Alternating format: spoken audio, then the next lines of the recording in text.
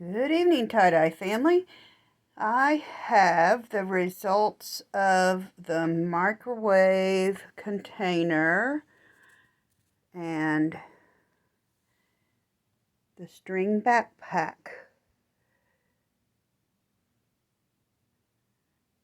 I do have a lot of purple in the center, which is kind of expected. Blue and red make purple. And it seems my spiral is a little cattywampus. But considering how thick the material was, I think it came out fairly decent.